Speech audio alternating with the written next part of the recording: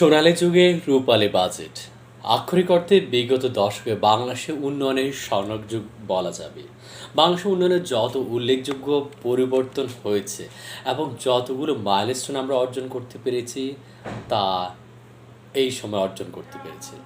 আন্তর্জাতিক অঞ্চলের রাষ্ট্র হিসেবে বাংলাদেশের সহস্রাব্দ উন্নয়ন লক্ষ্যমাত্রা বেশিরভাগই নির্ধারিত সময় অর্জন করা সম্ভব হয়েছে।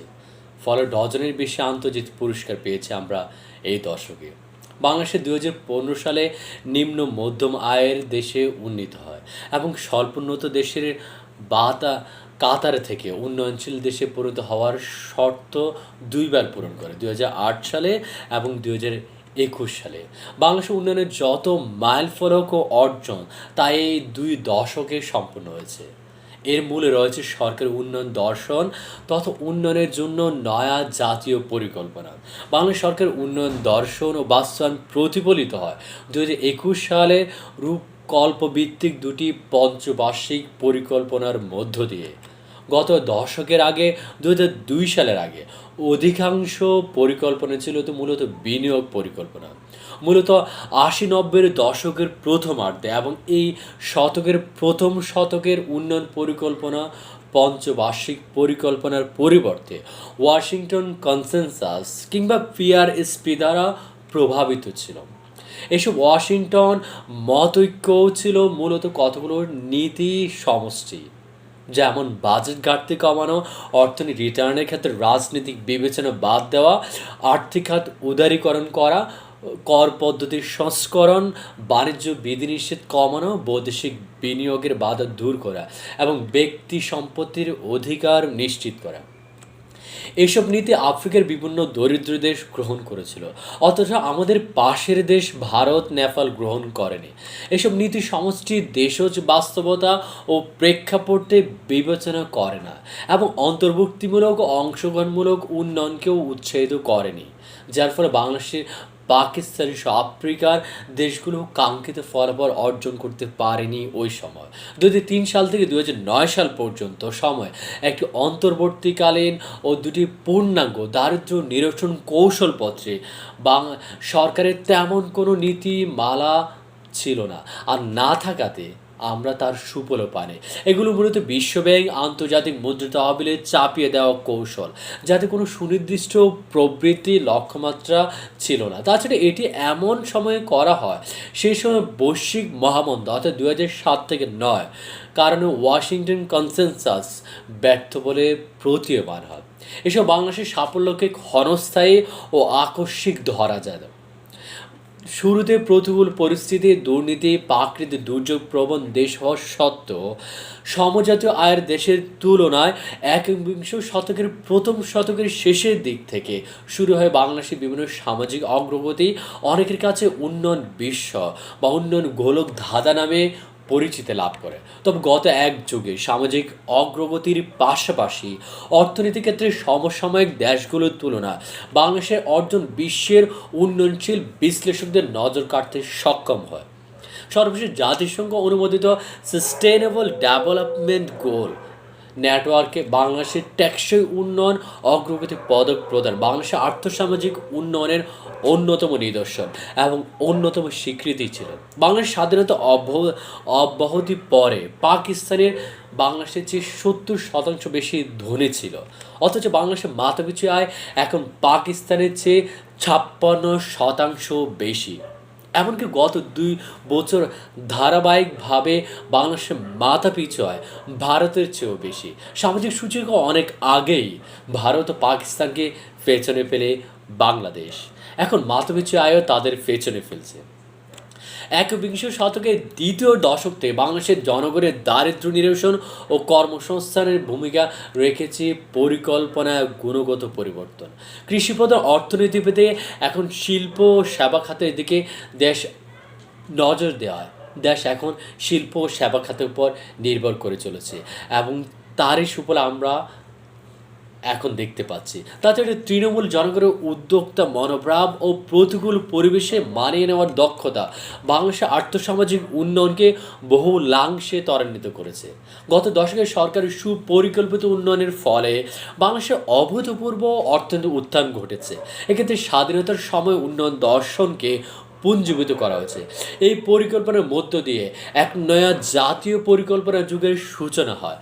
এর বৈশিষ্ট্য হলো দেশ উদ্ভূত জাতীয় সত্তাতাড়িত জাতীয় নেতৃত্বের সরাসরি তত্ত্বাবধানে প্রণীত রূপকল্পভিত্তিক নয়া জাতীয় পরিকল্পনার ফলে বাংলাদেশের নয়া উন্নয়নের যুগে প্রবেশ করেছে। এর ফলে গত দশকে প্রবৃদ্ধির বেরামিন দ্রুত উৎস্ফলন ঘটে। প্রবৃদ্ধি বিচারে গত দশকে বাংলাদেশের চেয়ে একমাত্র চীনে এগিয়েছিল।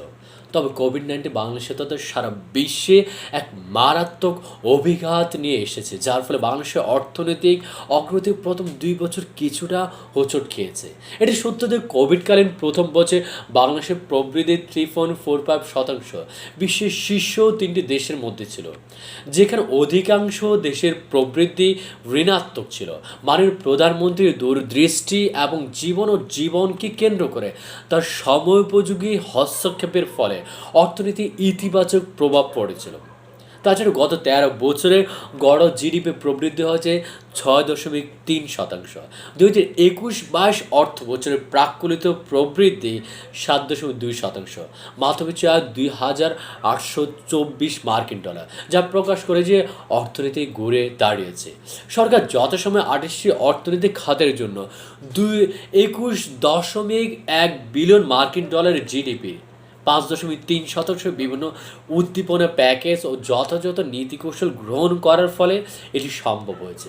সাম্প্রতিক বছরগুলিতে কভারেজ সহ সামাজিক নিরাপত্তায় ব্যয় বৃদ্ধি পেয়েছে এবং বর্তমান বছরের জন্য বরাদ্দ প্রায় 12.5 বিলিয়ন মার্কিন ডলার, জিডিপি প্রায় 3% এবং বাজেট প্রায় 17.8%। সম্প্রতি কোভিড পুনরুদ্ধার সূচকে নিকে ইনস্টিটিউট জাপান বাংলাদেশ দক্ষিণ এশিয়ার প্রথম ও বিশ্বের পঞ্চম অবস্থানে রেখেছে। সরকার প্রণোদনা, নগদ সহায়তা, সম্প্রসারিত সামাজিক নিরাপত্তা কর্মসূচি গ্রহণের ফলে কোভিডের সময় দেশের দারিদ্র্য পরিস্থিতি অনুকূলে ছিল। সম্প্রতি রাশিয়া ইউক্রেন যুদ্ধের ডামাডোলে পুরো বিশ্বের অর্থনৈতিক অবস্থা টালমাটাল হয়ে পড়েছে। একদিকে জ্বালানি তেলের মূল্য বৃদ্ধি পেয়েছে, অন্যদিকে আমাদের আমদানি খরচে একই সঙ্গে বৃদ্ধি পেয়েছে। জাতিসংঘ খাদ্য ও কৃষি সংস্থার খাদ্য মূল্য সূচক গত মার্চে 1990 সালের পর থেকে রেকর্ড পরিমাণ বৃদ্ধি পেয়েছে। এর মূল কারণ খাদ্যশস্য ও ভোজ্য তেলে আন্তর্জাতিক বাজারে অস্বাভাবিক মূল্য বৃদ্ধি। আন্তর্জাতিক মুদ্রা তহবিল বিশ্ব বাণিজ্য সংস্থার পূর্বাভাস দিয়েছে যুদ্ধের কারণে বৈশ্বিক অর্থনীতির প্রবৃদ্ধি কমবে। বাংলাদেশে ইতিমধ্যে এই অভিঘাত পড়তে শুরু করেছে। বাংলাদেশের পরিসংখ্যান ব্যুরোর হিসাব ও মার্চে মূল্যস্ফীতি 6.22% দাঁড়িয়েছে। এই মূল্যস্ফীতি সবই বৈশ্বিক প্রভাবিত। বিশ্ববাজারে জ্বালানি তেলের মূল্য বৃদ্ধির প্রভাব সর্বত্র পড়তে শুরু করেছে। তাছাড়া যুদ্ধ দীর্ঘস্থায়ী হলে এর প্রভাব হবে সুদূর প্রসারী। সে কারণে আগামী বাজেটের জন্য সরকার সম্প্রসারণমূলক নীতি থেকে কিছুটা সরে আসবে। ইতিমধ্যে সরকার সিদ্ধান্ত নিয়েছে যেসব প্রকল্প কম গুরুত্বপূর্ণ বা উৎপাদনমুখী নয় সেগুলো এখন অনুমোদন করা যাবে না। সরকার এখন খুব সতর্কভাবে বিচার বিশ্লেষণ করে প্রকল্প অনুমোদন করছে। এবারে বাজেটে তাই প্রবৃদ্ধির চেয়ে মূল্যস্ফীতি নিয়ন্ত্রণকে সর্বোচ্চ গুরুত্ব প্রদান করা হবে। সোনালী যুগে খুব বড় আকারে বাজেট না করে মাঝারি ব্যয়ের রূপালী বাজেটের মাধ্যমে প্রকল্প বাস্তবায়ন গুণমান বৃদ্ধির উপর জোর দিতে হচ্ছে। তবে এই সময়ে গত এপ্রিল পর্যন্ত রাজস্ব আয় 17% বৃদ্ধি, গত মার্চ পর্যন্ত 46% রপ্তানি আয় বৃদ্ধি, 98% আমদানি ব্যয় বৃদ্ধির বিপরীতে স্বস্তিদায়ক। চলতি অ্যাকাউন্টের ঘাটতি আমাদের দেশ আয়ের 1%, যা জিডিপির 4%-এর নিচে থাকলে স্বস্তিদায়ক জোনে আছে বলে মনে করা হয়। এই মে মাসের মধ্য পর্যন্ত সামষ্টিক অর্থনীতির গুরুত্বপূর্ণ সূচকসমূহ এখনও আশঙ্কাজনক বলে মনে হচ্ছে না। এ পর্যন্ত আমরা ভালোভাবে সামলে নিচ্ছি এবং সতর্কমূলক বাজেট প্রণয়নে এগিয়ে যাচ্ছি। রূপালী যুগের পূর্ণ সম্ভাবনার সোনালী বাজেট না বলে বলছি দ্বিতীয় সর্বোত্তম, সেকেন্ড বেস্ট রূপালী বাজেট এই কারণে যে যদি আকস্মিক কোভিড-19 আঘাত আমাদের আরও গ্রাস না করতো, তাহলে অষ্টম পঞ্চবার্ষিক পরিকল্পনা অনুযায়ী 2022-23 অর্থ বছরে পূর্ণ বাজেট আকার হতো 7,92,000 কোটি টাকার, যা এখন হচ্ছে 6,77,000 কোটি টাকা। মোট উন্নয়ন বাজেট 2,62,000 কোটি টাকার পরিবর্তে 2,46,000 কোটি টাকায়। এটা কমিয়ে ধরার মূল কারণ কোভিডজনিত অপ্রত্যাশিত ব্যয়, মূল্যস্ফীতি নিয়ন্ত্রণে সরকার সব দিক বিশেষ করে বিতরণ ও ব্যবস্থাপনা যাতে ঘাটতি না থাকে, নিত্য প্রয়োজনীয় পণ্যে মজুতদারি না থাকে সে ব্যাপারে সরকার নিয়মিতভাবে তদারকি করছে। তবে আমাদের সামনে যাতে কোনো ধরনের রাজনৈতিক গোলযোগ বা ধর্মঘট না থাকে সে ব্যাপারে আমাদের সকলকে সজাগ থাকতে হবে, কেননা তাতে বাজারে পণ্য চলাচল ব্যবস্থা কঠিন হয়ে যায়, ফলে তা মূল্যস্ফীতি বাড়াতে ভূমিকা রাখবে। পাশাপাশি এবারে বাজেটে কর জাল বৃদ্ধি সহ কর আদায় অটোশন বৃদ্ধির দিকে জোর দিতে হবে, যাতে করে জিডিপির হার কাঙ্ক্ষিত লক্ষ্যে পৌঁছতে পারে। রূপকল্প 2021 অনুযায়ী প্রণীত অষ্টম পঞ্চবার্ষিক পরিকল্পনা অনুযায়ী বাজেট বরাদ্দে প্রাধান্য থাকবে মানব সম্পদ উন্নয়ন, সেখানে শিক্ষা স্বাস্থ্য ব্যয় বৃদ্ধি অব্যাহত থাকবে। সুনির্দিষ্ট বরাদ্দ থাকবে দরিদ্রদের কর্মসংস্থান সৃষ্টিতে, সামাজিক সুরক্ষা খাতে ব্যয় বৃদ্ধি প্রাধান্য থাকবে যোগাযোগ ব্যবস্থা উন্নয়নে, পরিবেশ উন্নয়নে, বাংলাদেশের বদ্বীপ পরিকল্পনা বাস্তবায়নে সংশ্লিষ্ট খাতগুলোতে ব্যয় বৃদ্ধি। এটি হতে যাচ্ছে সময়োপযোগী বাজেট। লেখক ছিলেন আমাদের সদ্য পরিকল্পনা প্রতিমন্ত্রী শামসুল আলম চৌধুরী, ডক্টর শামসুল আলম। ধন্যবাদ স্যারকে এত সুন্দর একটা কলাম লেখার জন্য।